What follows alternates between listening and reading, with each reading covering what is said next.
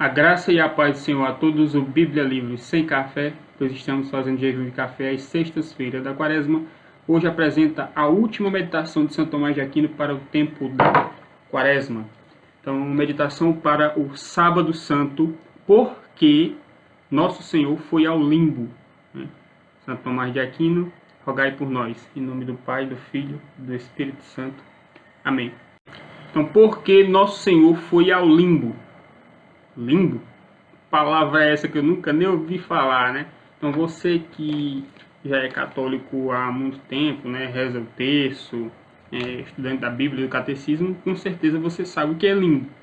Mas quem não é católico, né, não sabe o que é. Ou tem uma visão equivocada do que seja limbo, né? A mesma coisa do purgatório. Só quem realmente conhece hoje em dia quem é aquele católico mesmo hardcore, né? Aquele católico de raiz.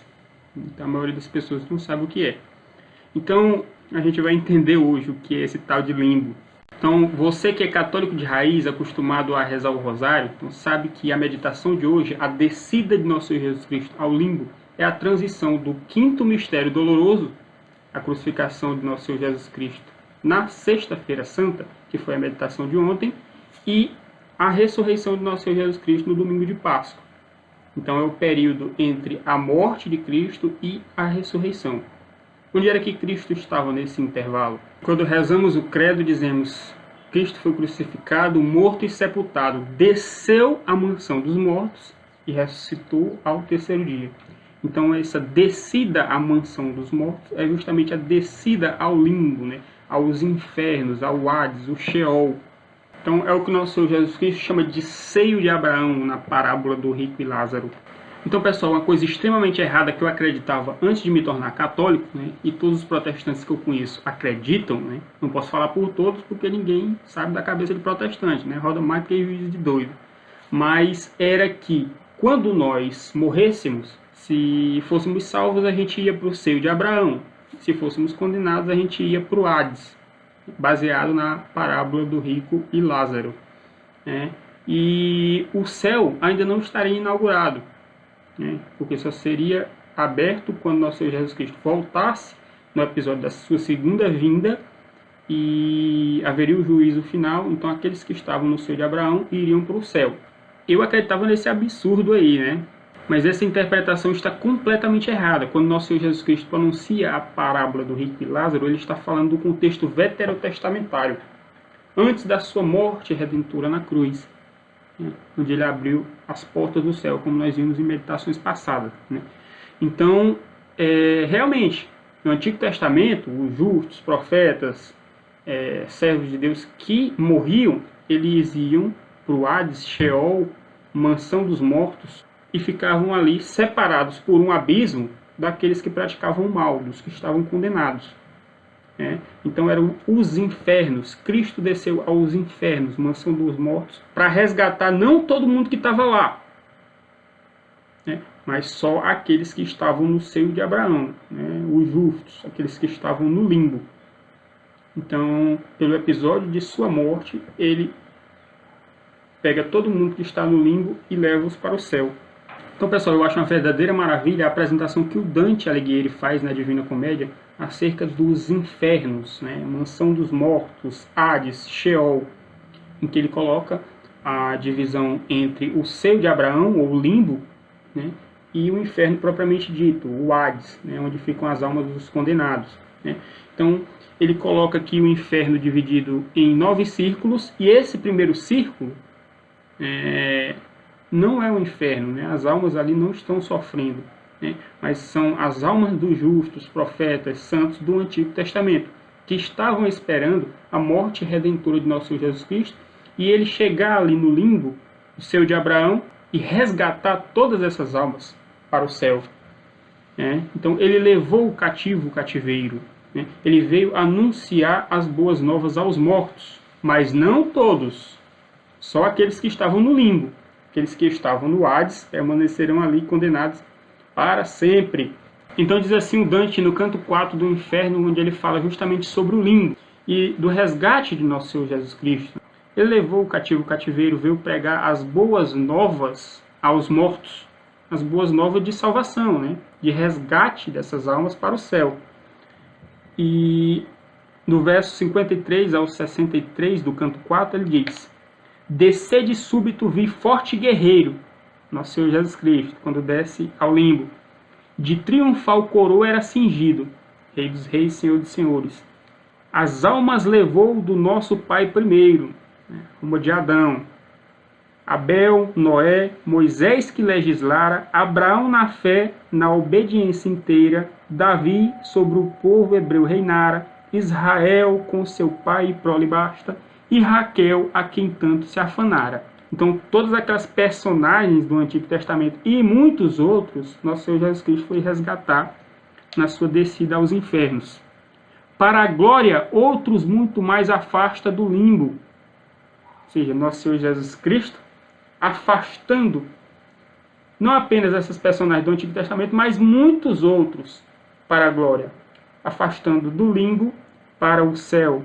Para a glória, outros muitos mais afasta do limbo, e sabes tu que antes não fora, salvo quem pertencera à humana casta. Ou seja, antes da morte de nosso Senhor Jesus Cristo, ninguém tinha sido salvo e resgatado para o céu. Então, esse foi um maravilhoso episódio, né, do resgate dessas almas e inauguração do céu. Então, todos nós que morremos agora, não iremos para o céu de Abraão, não, meu filho. Nós iremos para o céu. Ou purgatório, se necessitarmos de purificação, ou para o inferno, se formos condenados. Mas espero que nenhum de nós vá para esse lugar de tormento perene. Então, agora que todo mundo sabe o que é limbo, Santo Tomás vai responder a pergunta: por que nosso Senhor Jesus Cristo foi ao limbo? Ele diz o seguinte: pela descida de Cristo aos infernos, mansão dos mortos, Hades, Sheol, podemos aprender para nossa instrução 4 coisas. Então, essa é uma meditação pedagógica. O que é que nós podemos aprender para nosso crescimento espiritual, crescimento em santidade? Então, nós podemos nos instruir refletindo nessas coisas. Então, pela descida de Cristo aos infernos, mansão dos mortos, podemos aprender para nossa instrução 4 coisas. Primeira, afirmar nossa esperança em Deus. Segunda, devemos ter medo e nos livrar da presunção. Terceira, devemos ser precavidos. Quarto, este fato é para nós um exemplo de amor. Então, vamos meditar aqui nesses 4 pontos.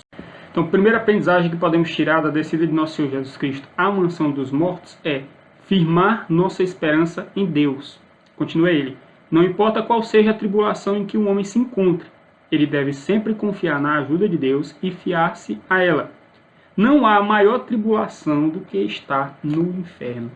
Então, o profeta Jonas, quando foi engolido pela baleia e passou 3 dias e 3 noites no ventre dela, ele disse: do ventre do inferno clamei, e o Senhor escutou a minha voz. Então, para Jonas, aquilo ali era semelhante aos infernos, a mansão dos mortos, Sheol, Hades, sepultura. E todos nós passamos por aflições, mas as aflições desse tempo presente não são para comparar com a glória que em nós há de ser revelada, que é justamente a visão beatífica de Deus. Então, não há tristeza maior para um ser espiritual dotado de inteligência e vontade, como os homens e os anjos, do que ficar separado da visão beatífica. De ver Deus face a face, em sua essência, não como um espelho, mas assim como Ele é.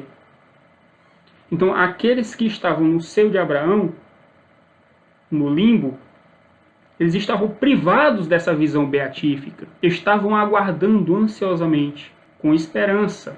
Então, se eles que estavam nos infernos, no limbo, longe da visão beatífica, tinham essa esperança de ver Deus face a face, quanto mais nós, né, que não teremos que passar todo esse período de quarentena no limbo, mas nós podemos entrar diretamente no céu quando morremos, se formos santos.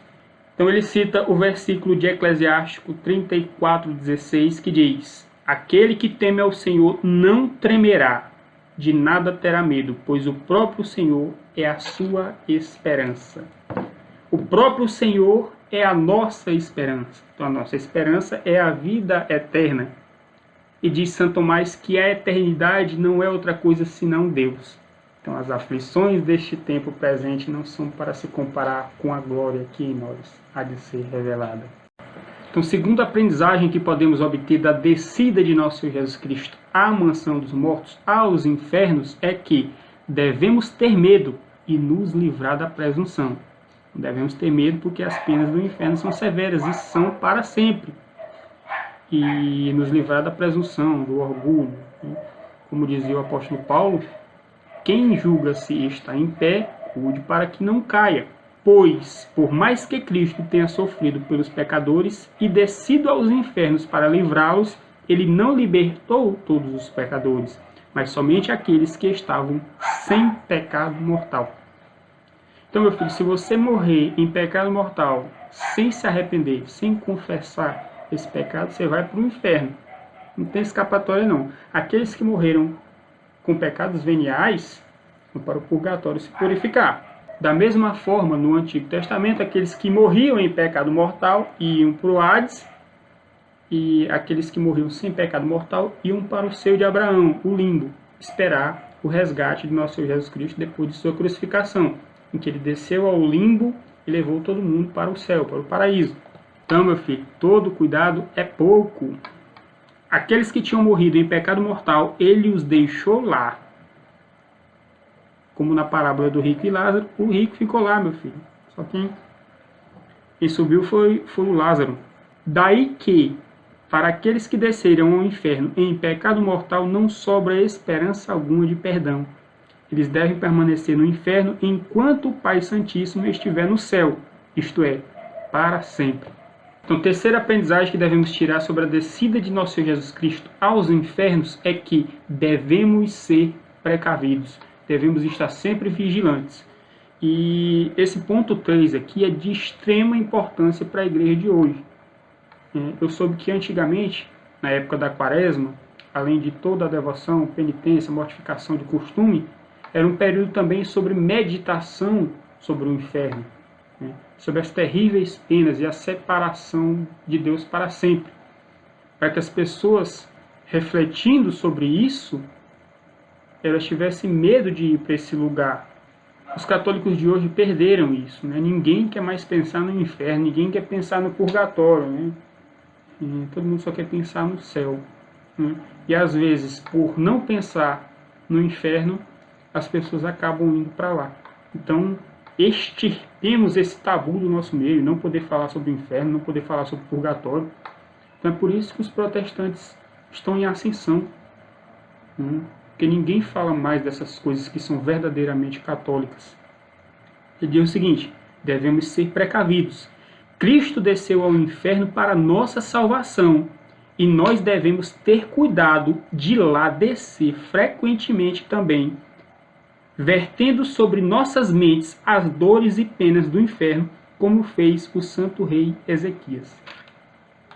Então nós devemos descer ao inferno em imaginação, refletindo sobre todas as penas, tormentos, assim como Dante desce ao inferno guiado por alguém de inteligência superior a dele, que era Virgílio, ia mostrando todo o sofrimento, tormento do inferno e as penas para cada pecado. E quanto maior a gravidade do pecado, mais terrível era a pena, mais terrível era o castigo. Então devemos fazer frequentemente esse trajeto de Dante pelos 3 reinos, inferno, purgatório e o paraíso. Não querer ficar apenas no paraíso, porque aquele que esquece de meditar sobre o inferno é aquele que está muito mais próximo de lá. E ele cita aqui o rei Ezequias, que diz, Isaías 38:10, é necessário, pois, que eu me vá no apogeu da minha vida aos portões do inferno. Então o rei Ezequias estava lá forte e vigoroso, e de repente o Senhor manda uma profecia por Isaías que ele ia morrer de uma doença mortal. E ele se entristece muito, E Deus lhe dá mais algum tempo de vida. Então, essa reflexão de Ezequias, por estar às portas dos infernos, às portas da morte, do Hades, do Sheol, o fez pensar melhor acerca da salvação. Então, ir ao inferno imaginativamente é uma coisa boa. E quanto mais você reflete sobre ele, mais distante dele você quer ficar. Aquele que em suas meditações descem frequentemente ao inferno durante a vida, não irão facilmente para lá quando morrerem. Olha esse conselho de Santo Tomás. Isso aqui de extrema importância, meu filho. Anote aí, grave. Anote esse conselho de Santo Tomás e agarre com todas as suas forças para o resto da sua vida. Aqueles que em suas meditações descem frequentemente ao inferno em meditações, durante a vida não irão facilmente para lá quando morrerem. Isso aqui é para ser anotado, meu filho. Tais meditações são uma arma poderosa contra o pecado e uma ajuda muito útil para trazer o homem de volta do pecado. Diariamente, nós vemos homens evitando a prática do mal pelo medo das punições da lei. Então, se a lei é tão poderosa para impedir que o homem roube, para impedir que o homem cometa crimes, é lógico que os bandidos já sabem que estão condenados, eles desrespeitam a lei. Mas o cidadão justo, ele teme fazer um crime, porque ele tem medo das punições. Quanto mais cuidado não teriam ao levarem em conta as punições do inferno, maiores em sua duração e em sua amargura e em sua severidade. Ele cita Eclesiásticos 7,36. Em tudo o que fizeres, lembra-te do teu fim e jamais pecarás. Conselho maravilhoso do último versículo do capítulo 7 de Eclesiastes. Lembra-te do teu fim e jamais pecarás. Então, é nós termos em mente sempre os novíssimos, né? O que são os novíssimos? É o fim último do homem, né? É a morte, o juízo e o que advém deles, né? Seja o inferno, o céu ou purgatório, né? A purificação para entrar no céu. Então, a gente meditará sobre os novíssimos o mês de novembro inteiro, né? As meditações de Santo Tomás para o tempo comum, do calendário tridentino. Eu tenho um apreço imenso por esse tema dos novíssimos, né? Justamente para refletirmos sobre o céu, inferno, purgatório e sobre a morte e o juízo particular, né? Depois da morte vem o juízo. Então, quando morremos, já somos julgados e já temos o nosso lugar reservado para toda a eternidade. Então, quarta aprendizagem que podemos tirar da descida de nosso Senhor Jesus Cristo aos infernos é: este fato é para nós um exemplo de amor. Esse ponto também é importantíssimo. Se o ponto 3, meditar sobre o inferno, é de extrema importância para a salvação da nossa própria alma, o ponto 4 é de extrema importância para a manifestação do nosso amor pelas almas. Então, como diz o apóstolo João, em sua primeira epístola, capítulo 3, versículo 14, nós sabemos que já passamos da morte para a vida, porque amamos os nossos irmãos. Quem não ama, permanece na morte. Quem não ama, permanece na morte. Nisso, conhecemos o que é o amor. Jesus Cristo deu a sua vida por nós, e nós devemos dar as nossas vidas por nossos irmãos. Isso é o amor. Dar a nossa vida pelos nossos irmãos, assim como nosso Senhor Jesus Cristo deu a sua vida por nós. Cristo desceu aos infernos para libertar aqueles que eram seus, que estavam no limbo, seu de Abraão. Nós também, portanto, devemos lá descer para ajudar os que são nossos. Então, o que Santo Tomás está querendo dizer aqui é que existem almas que pertencem à Santa Igreja de Cristo, mas que estão sofrendo penas terríveis no purgatório. Então nós, em ato de amor, devemos ajudar essas almas. Através de oração, jejum, penitência, a devoção pelas almas do purgatório está sendo negligenciada há muitos anos pelos membros da igreja militante aqui na Terra. As pobrezinhas estão lá sofrendo, não tem ninguém que as ajude, enquanto nós poderíamos estar rezando por elas, fazendo penitência, indulgências, e uma coisa de extrema importância é a missa do sétimo dia. para ajudar uma alma do purgatório. Então, pessoal, rezemos pelas almas do purgatório. Estimulemos pessoas a rezarem. Isso é um ato de amor.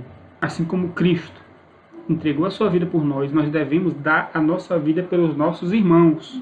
Quem está no purgatório é nosso irmão, está salvo. Me entristece muito saber que nessas últimas décadas para cá, as almas do purgatório têm tido muito pouco auxílio. Então pensemos também em nós, né? Quando nós morrermos. Se nós não estimularmos essa prática da devoção pelas almas do purgatório, nós também sofreremos. Quem vai rezar por nós para aliviar o nosso sofrimento? Voltemos essa devoção, que isso pode refletir beneficamente para nós no futuro. Então Santo Tomás diz: nós também, portanto, devemos lá descer para ajudar os que são nossos, igreja padecente, pois aqueles que estão no purgatório são por eles mesmos incapazes de fazer qualquer coisa e, portanto, nós devemos ajudar. Então, quando uma pessoa morre e vai para o purgatório, ela fica no seu lugarzinho ali, ela vai sofrendo as penas, sofrendo até se purificar. Então, a alma do purgatório, ela não dá passo para trás, ela só dá passo para frente, né? E ela mesma, ela não pode mais se ajudar, ela não pode fazer indulgência, penitência, oração por ela mesma. Apenas nós aqui na Terra, a igreja militante, podemos ajudá-las. E quando nós rezamos por elas, fazemos penitência, indulgências, ou oferecemos uma missa para aquela alma, esse processo de purificação é acelerado. Então, quanto maior for a nossa devoção por essas almas, mais rapidamente ela vai passar por esse processo de purificação e adentrar no Santo dos Santos, que é o céu, e participar da visão beatífica de Deus como todos os santos. Então, voltemos a essa devoção, para que as pessoas também possam rezar por nós quando nós morrermos e formos para lá. Pois aqueles que estão no purgatório são por eles mesmos incapazes de fazer qualquer coisa e, portanto, nós devemos ajudá-los. Seria verdadeiramente um homem duro aquele que não viesse ao resgate de um parente que estivesse na prisão aqui na terra. Então, por pior que uma pessoa seja, o cabo é gente ruim mesmo. Mas se um filho lhe pedir um pão, ele daria uma pedra? Ou se pedisse um peixe, ele daria um escorpião? Jamais. Então, se os maus sabem dar coisas boas aos seus filhos, aos seus parentes, então nós que somos cristãos devemos agir de melhor maneira ainda com aqueles que são nossos irmãos padecentes e não podem se ajudar, que estão no purgatório. Então, quanto mais duro não seria então um homem que não ajudasse seu amigo que está no purgatório, porque não há comparação entre as dores de lá e as dores deste mundo. Então, meu filho, imagine a coisa mais dolorosa que você possa imaginar. A situação que você acha que a pessoa possa sentir mais dor, que nem morfina não ajuda, né? Como no livro do Ivan Illich, que está por aqui, tá ali. Nem morfina ajudava o Ivan Illich a aliviar suas dores, de tão terríveis que eram.